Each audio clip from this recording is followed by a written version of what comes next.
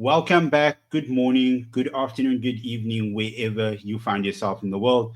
This is episode 3 of the Red Talk podcast on the Sportycast network with myself, AF.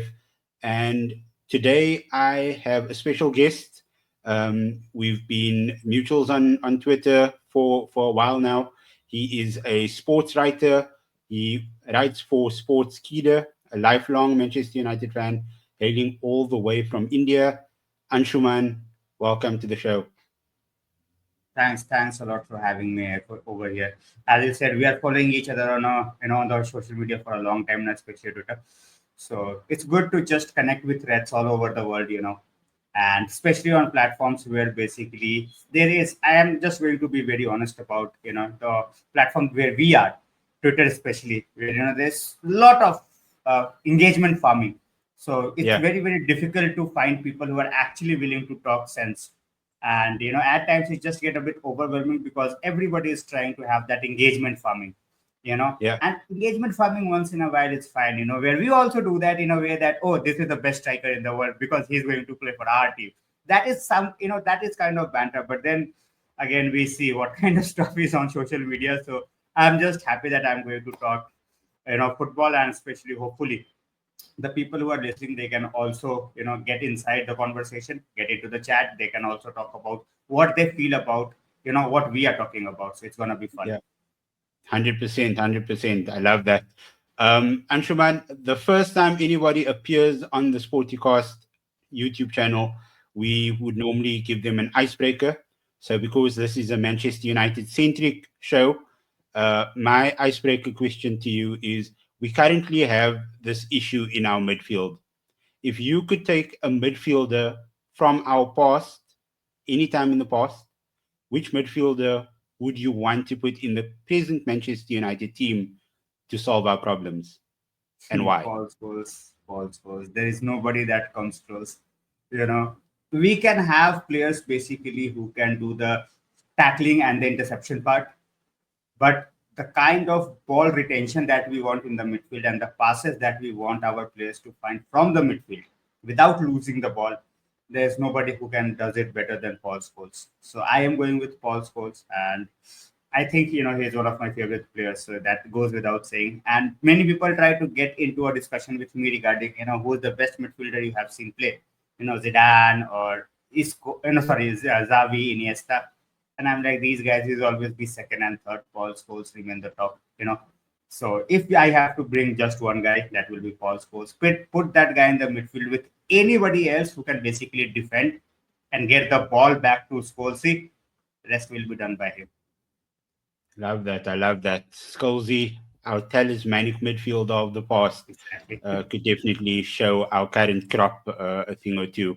But yeah, moving on to the agenda. And first on our agenda, we've been getting a lot of updates and reports this morning, and that's obviously Benjamin Sesko.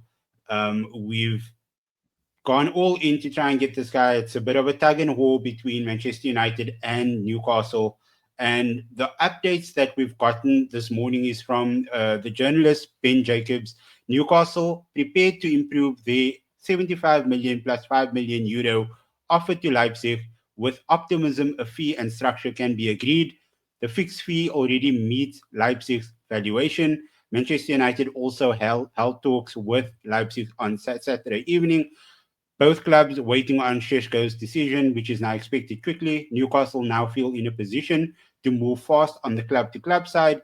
Manchester United yet to place any formal bid, but one will be forthcoming if Sheshko gives the green light. And then we got Philip Hins, also from Sky Germany. He said this about 20 minutes ago. Further talks regarding Benjamin Sheshko's took place last night and have been continuing since this morning.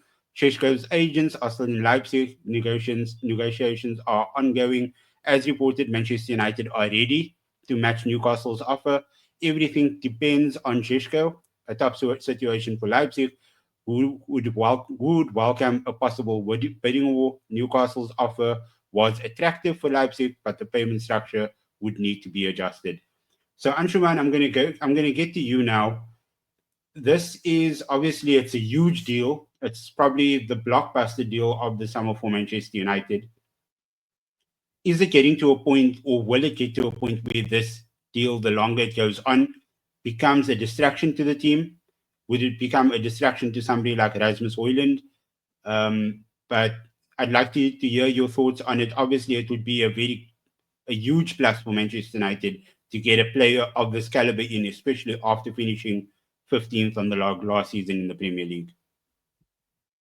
Yeah, so I have like two, three things that I have to say about the Sesko saga which is going on. First of all, I don't care whatever Newcastle puts, man. To be very honest, they can put up 100 million bid as long as Sesko says United, they will have to accept the bid that has been put by United, or otherwise Sesko stays with Leipzig. I'm not saying that we are going to put up a 40 million bid and Sesko says United and Leipzig will sell us. What I'm saying is, if we are matching what Newcastle has put up, which is the first. Not I'm not talking about 100 million or 90 million, but they have basically put up a 69 million pounds bid. Basically, which is around 80 million euros. This is something that we can also do, and there were reports that suggested that we are willing to pay in 4 years. How true that is, I don't know, because I think Leipzig would want the money as soon as possible, which a team like Newcastle can do, we cannot do right now. So we will want that structure. But then again, words, Sesko's decision regarding which club he wants to go, is basically the entire deal. It has nothing to do with whether Newcastle can, put up 100. Newcastle can even put 110 million for all we care, because most likely if they get Sesko, they are getting rid of Isak. So they will, sorry, so they will have money to spend. But then again, Sesko, if he says, okay, it's just Man United, nobody else, Newcastle will just get away. And the reason we have not put up a offer till now, because we have not heard from Sesko whether he just wants us or not. When we did did with Cunha, it was the same thing. Cunha wanted us, we went in, got him. Same thing with Mbumu. Mbumu wanted us, we went over there, we got him. So we have seen a shift in strategy where we are, want to be 100% sure about the player's ability and player's desire to come to the club. If that player is willing to come to the club, then only we will move forward. If not, we are done. We are not going to get into a tug of war or into a basically bidding war with anybody else right now. We cannot afford a bidding war, first of all, and second, it's an absolute waste of time. Coming back to the Rasmus Højlund point, I still think Rasmus Højlund should not be forced out. If he is willing to leave after seeing that, okay, Sesko is coming, Sesko and Rasmus, they sit together, uh, Ruben Amorim says, okay, Sesko is going to be my guy, first choice, you will be the second choice. Are you okay with that? If Rasmus says, okay, I am okay with that, I will work hard for my position to become the number one, okay, I don't have to go out. Fine by me, because we can get that Competition is player healthy. Sesko. Exactly. We need two strikers. Even if Rasmus is staying, and if Rasmus is leaving, we will need another striker anyway. We cannot go into the entire year for just with Sesko. So if ideally, any United fan would have wanted experience. But if the experience is not available in the market for the price that you want, then okay, fine. Invest that money in a striker. Keep the striker that you already have. Sometimes two strikers pushing each other, you never know. They might just, become a force to reckon with. Wherever they are getting a chance, they are going and scoring goals for fun for us. So it can work in both ways. Forcing out should not be the case. That's what I feel, because we have already tried forcing out a lot of players and it's not working. It's backfiring. Because then the market value goes down. We are not going to get any buyers and all. We have heard Rasmus Højlund is the dream scenario for Leipzig, but then he doesn't want to go to Leipzig, so he should not be forced out. It should be between Amorim. If Sesko comes in, then Sesko, and if Sesko is not there, then of course we all know Rasmus Højlund is there, and we might try for Watkins again in the future if that comes to that. Yeah, and I mean, like, not forgetting, we still have Joshua Zirkzee, who I don't think is an out and out number 9. Cunha can play you can lead the line as well if Amarim requires him to do that. Mbuemo as well. He's done that for Brentford, but I think Amorim wants to have these players in their preferred positions. He doesn't want to have makeshifts or anything like that. So my assumption is that Cunha, Mbuemo, and Xerxes, they would sort of compete for those tens, the spots in the tens, the left sided ten, the right sided ten, and if we get Sesko, if Højlund stays, then the two of them would end up competing for that number 9 spot. And like I said, competition is healthy. Competition is what is going to make these players better. And I mean, we've seen it from us in the past when Dwight York, Andy Cole, Ollie Solskjaer, we had all of them. For that time we played a 4-4-2, so essentially it was 3 spots for 2 positions. So competition is healthy. You're going to push each other to the furthest extent, and you're only going to get the best quality out of these players that way. So yeah, I'm all for Højlund staying. I'm all for Højlund and Sesko competing. But that's a nice segue into the past week of our preseason as well. We had an emphatic 4-1 victory over Bournemouth on Thursday, and essentially like, we've scored all 5 goals because the one goal that Bournemouth scored was an Yeah. own goal from Matthijs de Ligt, which was very unfortunate from him because I still think he's been one of our best performing defenders so far in this Premier League Summer Series preseason. Um, your thoughts on that victory? Højlund looked extremely sharp. I don't know. There's just something about him. He looks fitter. He looks leaner. He looks more aware. He looks more alert. He looks like he has a point to prove. Um, that's obviously rubbing off onto the rest of the team as well. How do you think that they've been performing? They have performed well, and this is basically what we all not always expect. The last season was an absolute disaster for everybody. Everybody, and I don't think it's gonna be replicated again. Whatever we did last season, it was just awful in every way. This season, before the preseason even started, they were given a proper structure to follow in terms of their diet, in terms of their weight that the manager wanted to be in before they get to the preseason. And we are seeing that, whether it's Dorgu, whether it's Rasmus Shaw, Casemiro, Bruno, everybody, they look leaner. They look leaner, they look fitter, they look more bulked up. When you look at the likes of Dorgu, look at the likes of Mainu, Ugarte, so these guys have added more muscle, shedded a bit of weight, and they look leaner, fitter, as you said. And I'm very, very happy with how they are willing to prove that point that, okay, you wanted us to do something, we have done it. Tell us what to do next. And I'm very happy with the youngsters. We don't have to forget that Rasmus Højlund is just 22. Dorgo is just 20. So people writing them off just because the entire team had a bad season, that shows that the patience is very, very thin with this fan base.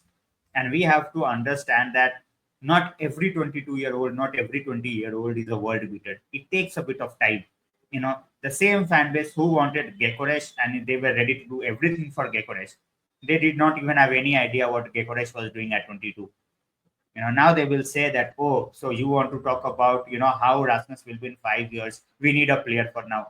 I get that, but then again, if you are just saying that 22-year-old player is finished, that shows the hypocrisy that you are talking about. Because 27-year-old Gyökeres is a world beater for you, same 22-year-old Gyökeres you don't want to talk about, and then you want to kill every 22-year-old that plays for United but not able to perform. Our problem has been the experience when it comes to that forward line. Last season we saw that, even when Rasmus was not doing anything, he was not, getting any support or anything. He was playing because there was no backup. Zerxi was injured. Chudo was not that ready. Same thing. If we get a young striker, at least he will have some competition first of all. Ideally, as I said, and I think you also think that experienced striker would have been the need of the hour. But then when it's not available, there is no point paying 60-65 million for a 30-year-old. That's not how we are going to do business in the market. So I am very happy with what I have seen in the first 3 games. Even the first game, first game of the season, we did not win against Leeds, but it was not a bad performance. People need to Yeah. also understand that when it's the first game, players are a bit reluctant to put 100%, and especially on a turf which is not, what they are used to playing on. We have seen what happened to us last season when we tried to play on a synthetic turf, and Rasmus went out, Mainu went out, uh, Euro went out, and they missed a major chunk of the season. So we are not trying to do that. I'm very happy in a way that Amrim is also marking up the time. First game 45 minutes, second game 70 minutes, third game 70 minutes. So I won't be surprised if Fiorentina game, the entire team end up playing the 90 minutes who are going to start against Arsenal. So I am happy, as you said, Rasmus. He looks, he's making those runs, he's making those moves, and I'm very, very happy. That's what we expected from him last season as well. But then people also need to realize that last season the service that he received was next to zero, and there are numbers that prove it. It's not about, oh, I saw him not standing in the box. No striker stands in the box when he knows there is not going to be any pass. Yeah. It's like I am going to sell my car, but there is no fucking buyer, and I'm still expecting the premium amount for my car. It's not gonna happen. It's not gonna work like that. So people need to understand that the wingers that we have, they barely crossed. Yeah. And when I come up with the numbers, they're like, oh, you are defending Rasmus. I am defending nobody. The entire team was shit. But when you look at your winger taking up almost 100 shots, scoring 3 goals, your striker not taking even 40 shots in the entire season, your winger passing 4 times to the striker in the entire season, then it's not my made up numbers. It actually happened in the Premier League. Where Yeah. Garnacho just passed 4 times, and he took almost 100 shots for his 3 goals. So that also shows that it was all about individual glory, which we are trying to get rid of this season by bringing in the likes of Mbumu, Punia, even Sesko. So Yeah. Sesko comes in, I am happy. Even if that deal doesn't go through, I will be happy in a way that we can invest that money in some other places that we need. Yeah, I think the you brought up a really good point, like in terms of bringing in players who are going to service our number nines, whether it's Højlund, whether it's Sesko, whether it's Xerxes playing in the number nine. Um, you have Cunha in. He's this ball carrier that you showed this in the game. Um, was the one against West Ham. You could see him carrying the ball well. You saw it against Leeds as well. Him being this ball carrier, taking on defenders, and we hardly had that last season. We had it with Garnacho. You try to take on people. Excuse me. You would try to take on people, and it's like running into a brick wall every single time. He had very low football IQ. You didn't know when to pass, when to actually run with the ball. So now that we actually have players who have that bit of experience, knowing when to pass, knowing where to look, when to look up, knowing who to look for, it's a luxury that Amarim never had last season, and I hope that is going to obviously accelerate us forward in the best way possible. Somebody else, and I'm going to move backwards a bit into our back line. Lenny Yoro and Aiden Evan, they've actually looked pretty good in this past 2 or 3 games. They are both also extremely young, but they are playing with a sense of maturity. I don't know if it's the trust that Amorim has put in them, and I mean, I wouldn't be surprised if match day one we go into the game against Arsenal with Yaro, De Ligt, and Aiden Evan as our back three, and that would be pretty cool because I mean, Aiden Evan coming from Arsenal, having this huge platform to show them this is what happened. Like you guys gave up on me, I went over, and I'm trying to like show you what you guys missed out on. Absolutely, I totally believe the way we are playing. Now that Licha is not there, Luke Shaw is not a starter. So I see Heaven, I see Delict, and I see Euro starting. Maybe, if the manager thinks that we might have to go with some, more experience, then we might end up seeing Delict on the right hand side, Euro on the left hand side, and Maguire in the center side. Otherwise, it's gonna be Heaven on the left, Euro on the right, Maguire in the Delict in the center, and I don't have any problem. As you said, he will be going up there with a point to prove, you know, Yeah. that you sold me for what, like 1 million, Yeah. and I am going to dent your chances from game one. So he will have that mindset, and I think that's the right mindset to have. Nobody is saying that we are a complete team right now, but everything that we are going to do going forward is going to have to be basically upwards and upwards. We Yeah. cannot keep on talking about setbacks of last season. Yes, it was a horrendous season. Even with the Europa League, it could have been it would have been a horrendous season the way we played in the league. But that Europa League loss, you know, in a way, basically open the Pandora's box in terms of what we can basically go out and do in the market and what we cannot do. And it also shows, that which players we are willing to keep our safe bet on and which players we are willing to get rid of. And that we have already seen. No, 5 players already out in terms of that you are not going to play a part. Either search a team or we will see what we have to do with you. Yeah. So defensively, uh, these 3 guys so far they have looked, good enough. I'm not saying very, very great because then again, the level of opposition that they have played, they have not tested them that much. I expected a bit more from somebody like Bournemouth, to be honest, rather than West Ham. But even Bournemouth, could not do what I expected them to do, from their front line.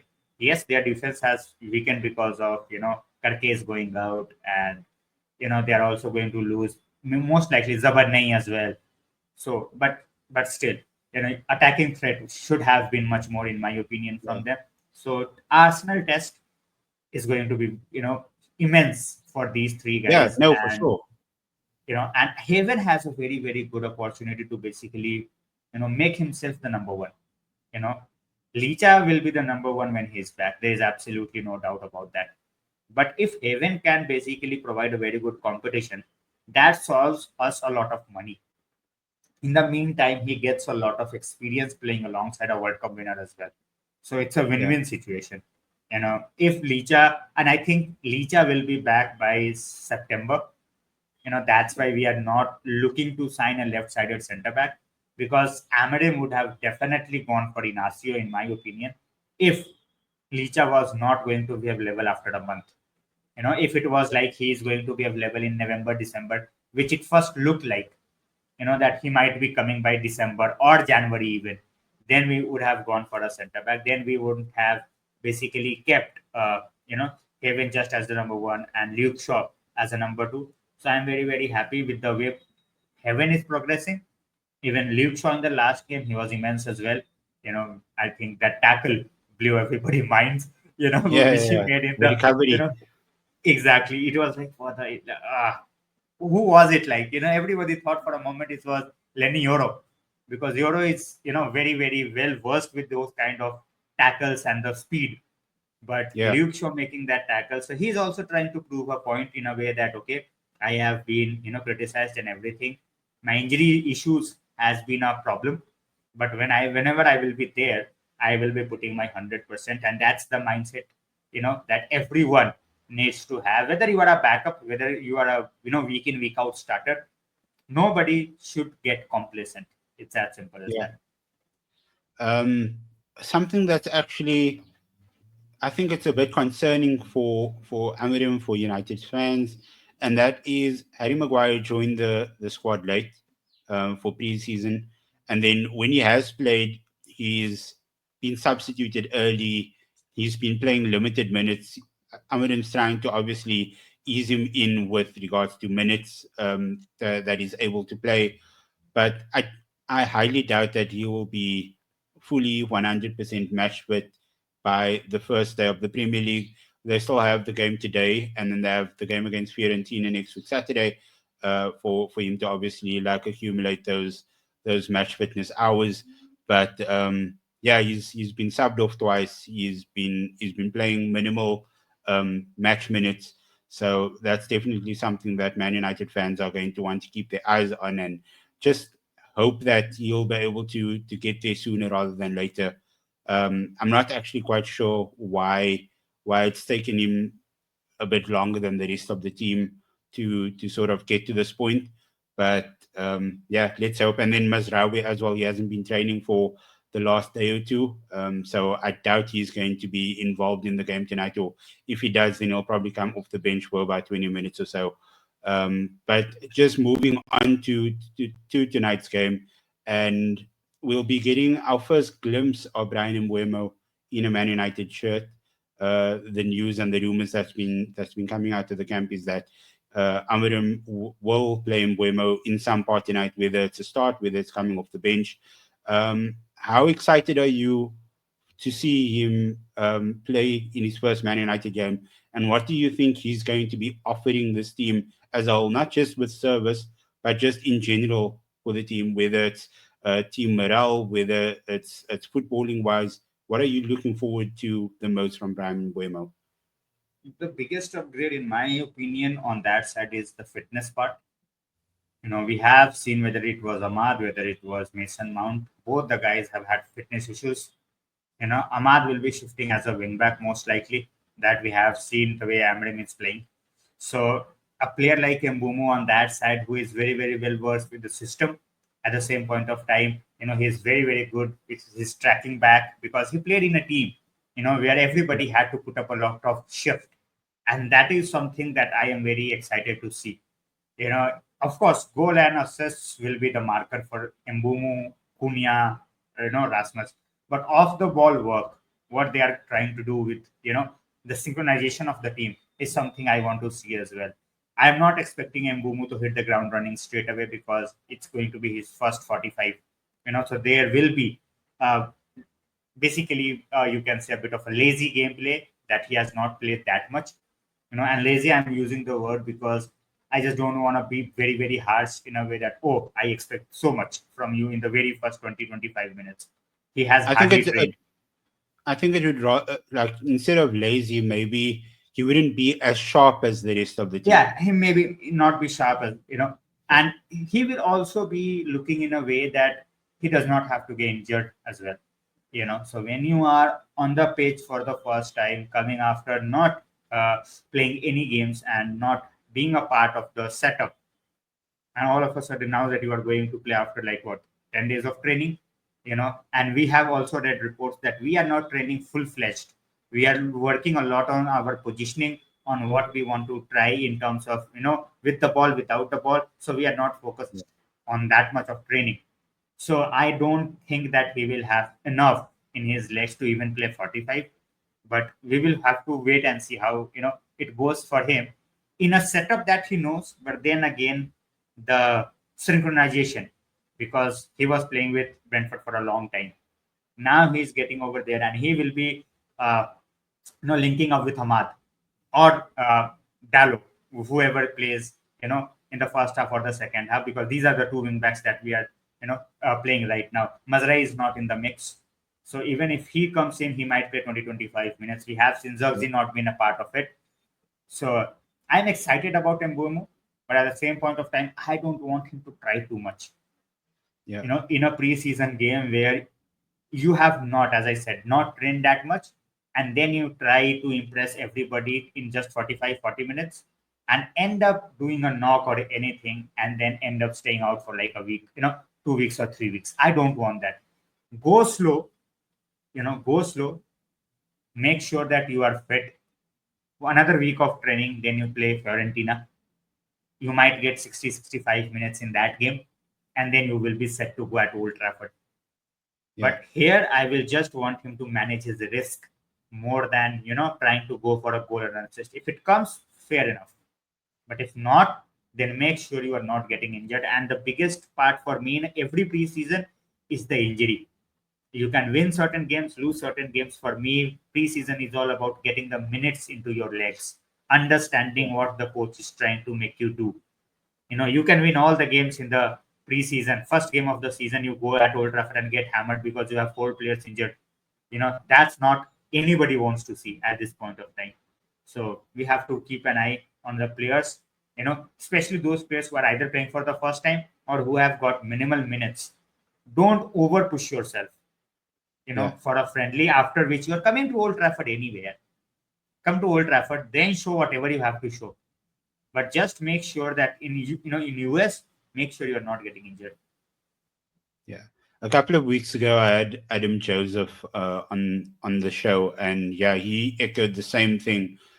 He just wants the preseason to go past without anybody picking up a severe injury or a bad niggle. I think that's the thing that will probably hurt us the most, especially if it's one of these players who's come in to try and change things up in terms of the way we play, in the terms of goals that we score. So yeah, that's why I think a lot of them are being managed with their time. There's if like both games so far, like you said, they'll the starting 11 will play 70 minutes or so, and then there'll be a, a moment of wholesale changes where 10 of the players would be changed bar the goalkeeper. So the goalkeeper stays in the polls, and then the other 10 players would basically just be on a sort of conveyor belt substitutions, which I think is good. It builds the fitness because two players, or I don't think any of the players have played back to back 70 minutes. Um, I'm not sure. I think maybe Dogu might be the only one that has done that. But yeah, I'm excited to see how if Mbuemo and Cunha start together for the first time tonight. I think that could be really cool to see how they actually gel together, their chemistry together, their chemistry with Højlund, their chemistry with whoever's going to be in midfield, whether it's Bruno Fernandes and Casemiro, Bruno Fernandes and Kobe Mainu, Bruno Fernandes and Ugarte. That chemistry needs to be built because these are players that haven't really mixed together before. Mbuemo Cunha coming from other Premier League teams coming into this mix. They need to build this understanding with everybody. Ahmad will probably be right wing back, Dogo at left wing back. So those are all players. They are so closely intertwined in the system, and that trust and that understanding is going to need to be built. Absolutely. You cannot succeed as a club if you don't have that team spirit and the understanding between each other. Because on the pitch you have to show the brotherhood. At the same point of time you have to be sensible as well. You cannot just lose your patience just trying to demand. You have to Yeah, let each other flourish. At times you have to trust other people to take their shots, but then majority of the times you have to play in sync. There will be times that might be Holland is alone up front, and he has the ball and he is not willing to wait for others to arrive and he takes the shot. you know in that case it might be a goal, might not be a goal, but you have to trust his instinct. But if he is surrounded by two people who have better opportunity to score a goal and then he's not passing, then that shows that he's selfish. He's not willing to get his teammates into the game and he's just wants the glory for himself. So that cannot happen. If you want the glory for the team, I'm all up for it. I don't care if you, as a striker, you have 10 assists, only 5 goals, but the team is winning week after week. Mbuemo is scoring for fun, Cunha is scoring for fun, and you are setting them up. I don't have a problem. But if you have 15 goals and you have taken 250 shots and you have basically killed the game of Mbuemo and Cunha or even somebody else, I don't want that.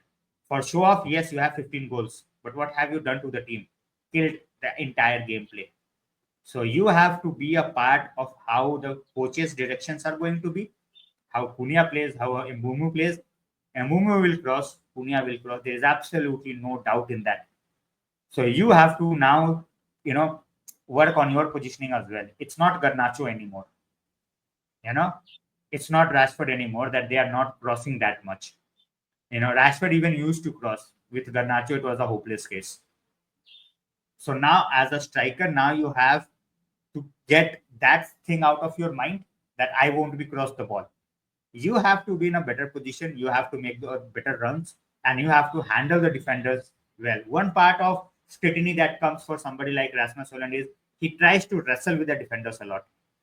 And we have seen that once he starts to run from the defenders, that's when he's the most dangerous. That we have seen in the last two games, whether it was West Ham, whether it was Bournemouth. When he starts running, he can beat 90 out of 100 defenders in the Premier League.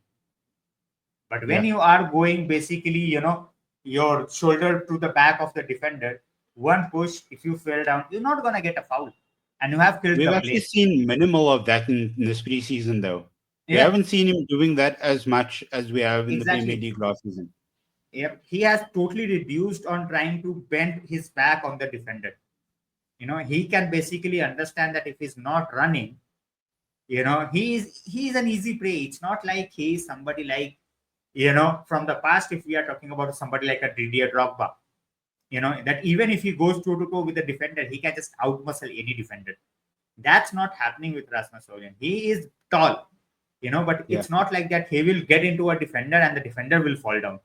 And even if you end up doing that, the foul will be given against you.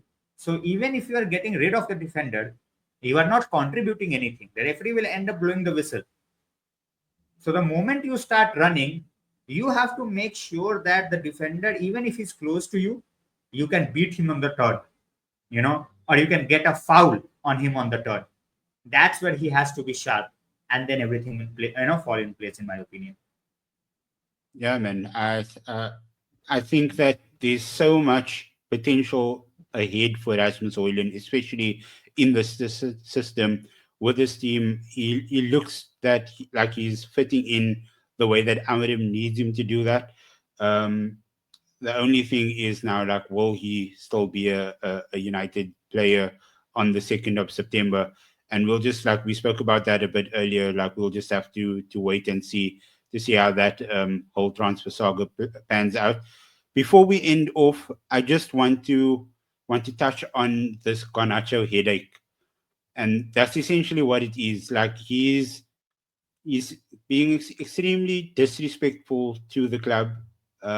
He's flirting with Chelsea, and I think United needs to. They should be thinking that they hold all the cards. They don't have to sell Garnacho.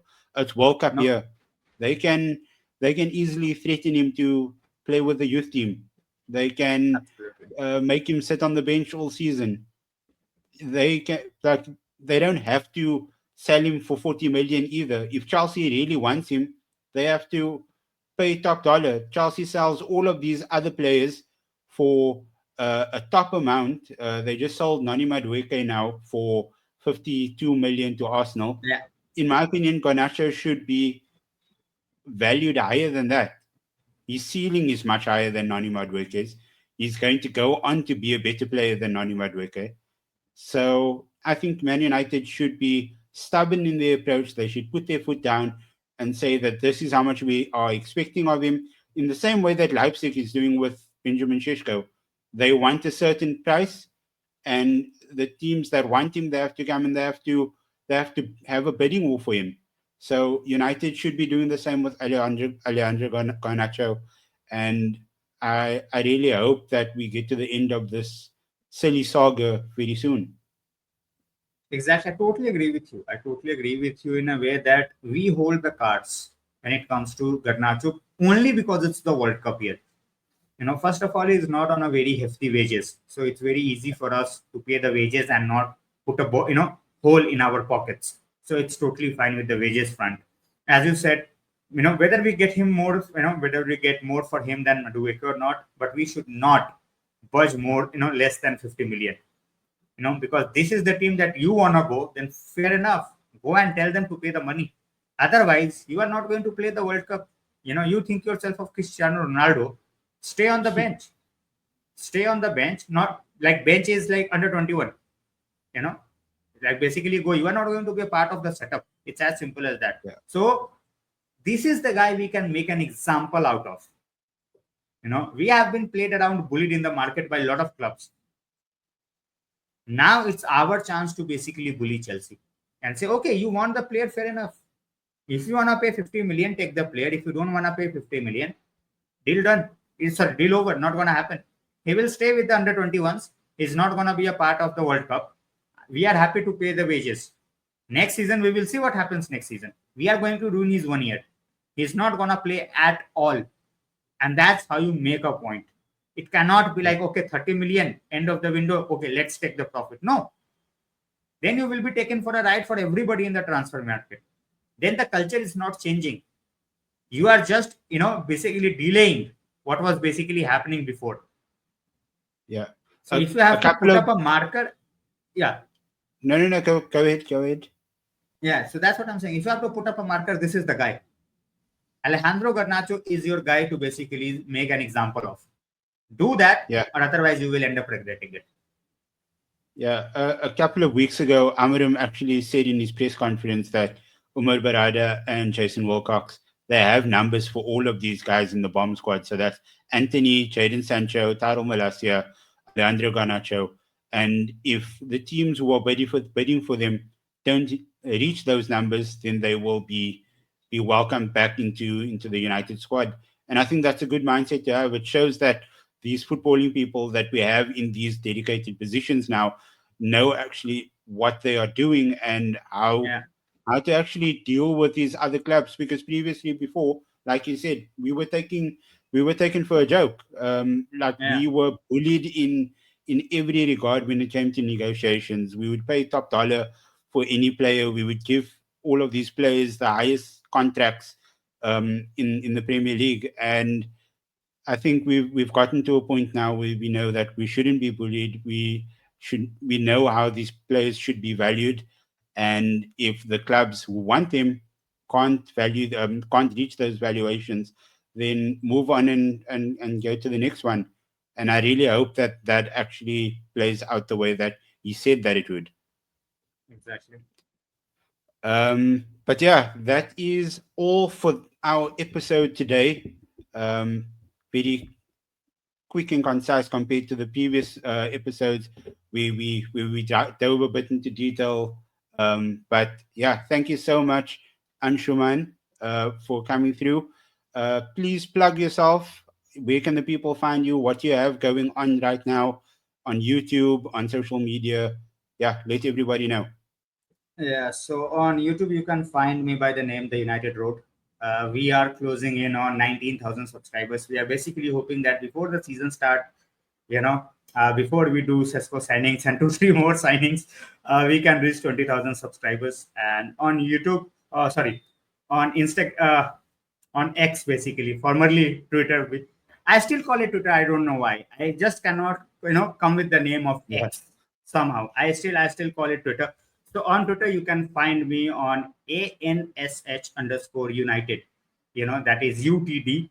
And so it's very, very easy. It's not very, very difficult to go and search, because you will find me with a blue tick. You can just basically put my name as well.